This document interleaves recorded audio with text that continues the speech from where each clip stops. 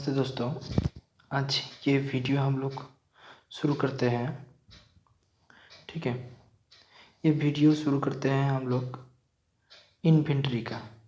ठीक है, ये हम लोग ट्रू फॉल्स कुछ देखेंगे कि ट्रू फॉल्स इन्वेंटरी का क्या क्या आता है। और ये वीडियो हम लोग बना रहे हैं एक हमारा हमारा दोस्त या फिर स्टूडेंट के कहने में। ठीक है, तो और जिसका ये इन्वेंटरी चैप्टर नहीं हुआ वो भी कर सकते हैं। और इसका ट्रू फॉल्स जो आता है 2 नंबर का आता है। तो हम लोग क्या करेंगे, पहले कुछ स्टेटमेंट ट्रू है या फॉल्स है लिखेंगे, उसका बाद हम लोग उसका पीछे का रीज़न बताएंगे कि ये कैसे ट्रू हुआ या कैसे फॉल्स हुआ। ठीक है, अगर फॉल्स हुआ तो रीज़न तो लिखना ही है मैंडेटरी, और ट्रू हुआ तब भी रीज़न लिखना है। ठीक है, तो चलिए शुरू करते हैं। पहला क्वेश्चन क्या है? पहला क्वेश्चन है stock should be valued at cost और NRV whichever is lower. ठीक है, ये है हमारा question. Stock should be valued at cost और NRV whichever is lower. ये बोला है कि हमारा जो स्टॉक होता है स्टोर लेजर में, जो स्टॉक पड़ा रहता है वो वैल्यूड होता है कॉस्ट या फिर एनआरवी। इस दोनों में से जो लोअर होता है इसमें वैल्यूड होता है। ये तो सही बात है, हमारा इससे ही वैल्यूड होता है स्टॉक। तो ये क्वेश्चन हम लोग आंसर कैसे लिखेंगे, तो आप लिखिएगा आंसर ये करके कि लिखिएगा the statement is true as A S two inventory valuation specifies that due to, ठीक है, inventory valuation specifies that due to conservatism inventory is valued at cost और NRV whichever is lower. ठीक है, ये statement हमारा true है। तो आप क्या करेंगे, उसका बाद एक एग्जांपल दे देंगे कि हमारा कॉस्ट है 10,000। ठीक है, और एनआरवी है हमारा 5,000। Then stock will be valued at, कहाँ में, stock will be valued at 5,000। ठीक है, ये एग्जांपल आप दे दीजिएगा। तो आप क्या करिएगा, आप वीडियो को पॉज करिएगा, उसका बाद ये आंसर लिख दीजिएगा। ठीक है, ओके। अब आते हैं दूसरा क्वेश्चन में। इसमें बोला कि perpetual inventory system enables management to ascertain stock at any time without the expense of physical verification. क्या होता है, ये बोल रहे हैं कि परपेचुअल जो इन्वेंट्री सिस्टम है हमारा, एक जो इन्वेंट्री सिस्टम है उसको कहता है परपेचुअल इन्वेंट्री सिस्टम। वो जो है उसमें क्या हम एनी टाइम स्टॉक हम लोग निकाल सकते हैं without any expense physical verification. मतलब क्या होता है, एक ऑडिटर होता है, वो जब ऑडिट करने जाते हैं ना, उसको क्या होता है, उसको एक फीस लगते हैं। स्टॉक काउंट करेगा तो स्टॉक काउंट करने में एक मतलब फिजिकल वेरिफिकेशन तो होगा, तो वो कॉस्ट जो लगेगा, एक्सपेंस जो होगा, तो वो उसका बिना क्या हो सकता है कि जब हम लोग ये परपेचुअल इन्वेंट्री सिस्टम फॉलो कर रहे हैं और हमारा कोई एक्सपेंस भी नहीं हो रहा, मतलब कंपनी का कोई एक्सपेंस भी नहीं हो रहा है ऑडिटर को पैसा देने में, ये क्या हो सकता है, तो हाँ ये हो सकता है। तो आप क्या करिएगा, एक स्टोर ले जाए बनाइएगा। मैं बोल देता हूँ कैसे करिएगा ये। तो आप क्या करेंगे, एक डेट बनाइएगा, परचेज बनाएंगे, इशू बनाएंगे एंड बैलेंस। ठीक है, एक में आप रखेंगे ओपनिंग बैलेंस, इसमें कोई परचेज और इशू नहीं हो रहा है।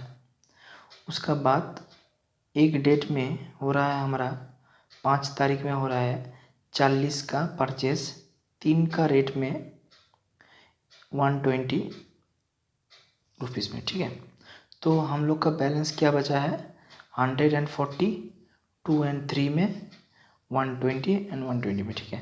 तो ये बैलेंस बचा है। तो आप देखिए इसको कहते हैं हमारा परपेचुअल सिस्टम, ठीक है।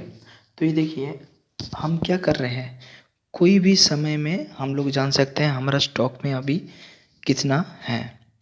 तो इसमें तो हम जान सकते हैं विदाउट एनी फिजिकल वेरिफिकेशन। हम लोग को कोई फिजिकल देखना नहीं पड़ेगा कि स्टॉक कितना है, जाकर देखना नहीं पड़ेगा स्टोर में। हम लोग ये स्टोर लेजर देखेंगे और पता लगा लेंगे, ठीक है। तो ये आंसर आप लिखिएगा, लिख लीजिएगा, वीडियो को पॉज करके मैं बता दे रहा हूँ कि यस स्टेटमेंट इज ट्रू। उसका बाद as in perpetual inventory system stock ledger is maintain on regular basis and thus it is easy to find stock at any point of time.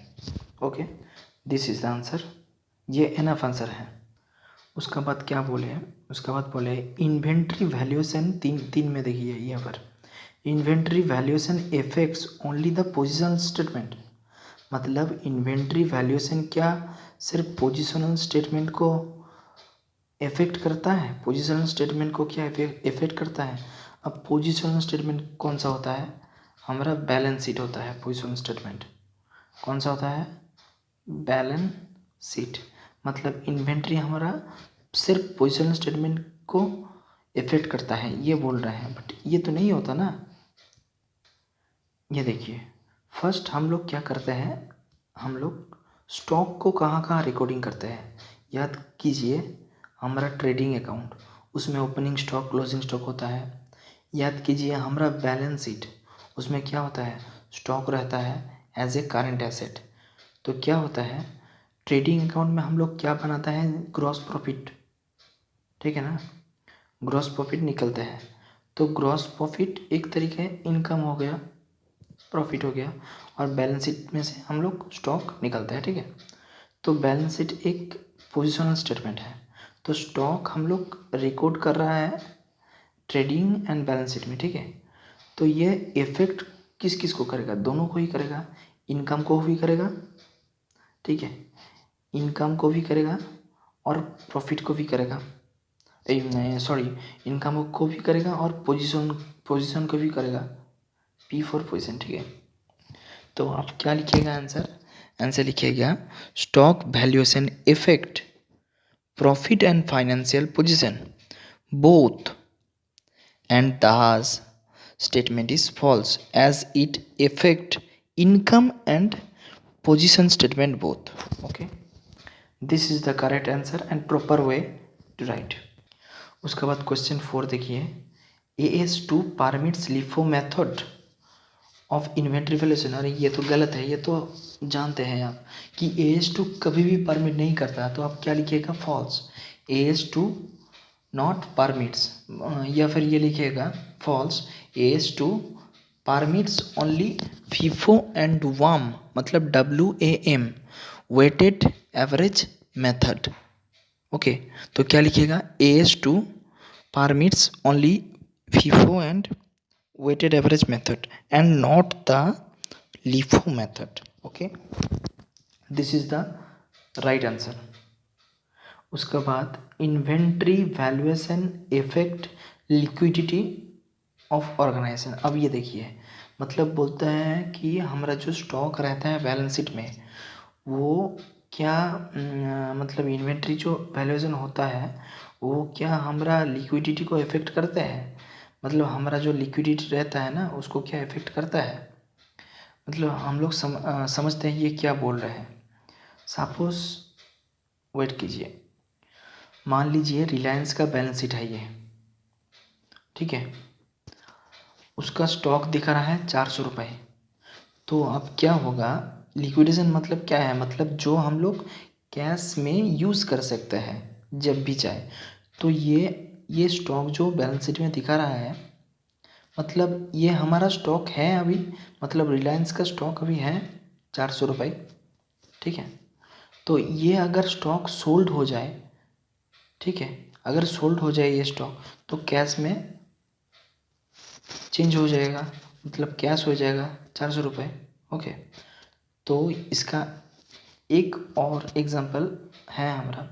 Suppose मान लीजिए ये इन्फोसिस का बैलेंस शीट है। इन्फोसिस का stock है 100 rupees. ये कैश में transaction हो जाएगा कब, जब ये सोल्ड हो जाएगा। ठीक है, तो ये ऑब्वियसली इफेक्ट करता है हम लोग का लिक्विडिटी को। तो आंसर लिखिएगा yes, this statement is true. ठीक है, stock effect liquidity as when it will be sold. ठीक है, उसका बाद it will determine cash business will generate. Okay, so this is the proper answer. So now there are question 6. Okay, question 6, damage inventory should be valued at cost or market price whichever is lower. अरे ये तो गलत है ना। ये आप answer लिखिएगा this statement is false, या फिर above statement is false as damage inventory valued at NRV। Okay, as लिखिएगा damage inventory valued at NRV। Okay okay, उसका बाद देखिए ये जो क्वेश्चन 6 है ना, ये क्वेश्चन जो 6 है ये सेम है क्वेश्चन 9। ठीक है, क्वेश्चन जो 9 है ये सेम है क्वेश्चन 9 और क्वेश्चन 6। ठीक है, देखिए damage inventory should be valued at cost और market price whichever is lower. Okay, whichever is lower. So ये भी सेम आंसर होगा। ये भी लिखिएगा आपकी above statement is false as damaged inventory valued at NRV। Okay, now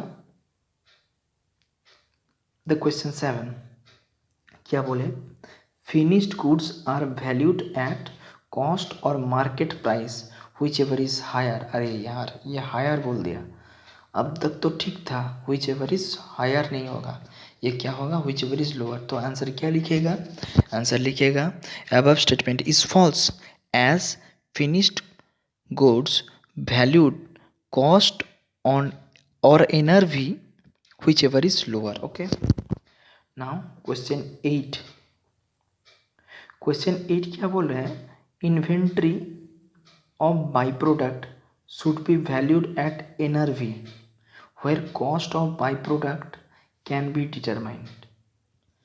ये क्या है, ये फॉल्स है। ये आप लिखिएगा by product if cost is known like cost of converting milk to ghee. मतलब दूध से घी जब कन्वर्टिंग कॉस्ट हम लोग जानते हैं तब हम लोग क्या करते हैं, कॉस्ट और NRV whichever is lower ऐसे करके वैल्यू करते हैं। तो क्या करते हैं हम लोग लिखेंगे कि ये स्टेटमेंट फॉल्स है, this statement is false. By product if cost is known like cost of converting milk to ghee is known then cost और NRV whichever is lower valued. Okay, तो ये हो गया। उसका बाद ये तो 8 हो गया और 9 भी हो गया, और बचा रहा लास्ट क्वेश्चन जो 10 है। ठीक है, क्वेश्चन 10। तो ये होगा inventory as per AS2 is valued on the basis of cost और current replacement cost whichever is lower या लेस, जो भी बोले। तो ये क्या बोले, हमारा जो AS2 है ये बोलते हैं कि हमारा इन्वेंट्री वैल्यूड होता है किसमें, इन्वेंट्री वैल्यूड होता है कॉस्ट और current replacement cost whichever is lower में। ठीक है, ये तो नहीं होता ना, AS2 कभी भी बोले कि हम लोग करेंट रिप्लेसमेंट कॉस्ट में वैल्यू करता है, ये कभी नहीं बोले। AS2 क्या बोले, AS2 बोले हम लोग कैसे वैल्यू करते हैं हमारा कॉस्ट से और NRV। Okay, whichever is lower. ठीक है, कॉस्ट और NRV which ever is lower. तो आप लोग क्या लिखिएगा, बोल दे रहे हैं, ठीक है, लिखेगा above statement is false, okay, above statement is false, okay, as we know that as per AS2 inventory is valued at cost or NRV whichever is lower, ठीक है। एग्जाम्पल दे दीजिएगा कि हमारा अगर कॉस्ट 2 लाख है और हमारा एनआर भी है 1.5 lakh, then stock will be valued at 1,50,000, ठीक है। तो ये है हमारा पूरा एक ट्रीटमेंट, हमारा जो ट्रू फॉल्स है, ट्रू फॉल्स का ट्रीटमेंट पूरा 10 क्वेश्चन इन्वेंट्री चैप्टर में से इम्पॉर्टेंट है जो मैंने अभी कराया है, ठीक है। Thank you very much. Like and share. Be safe and be happy. Thank you.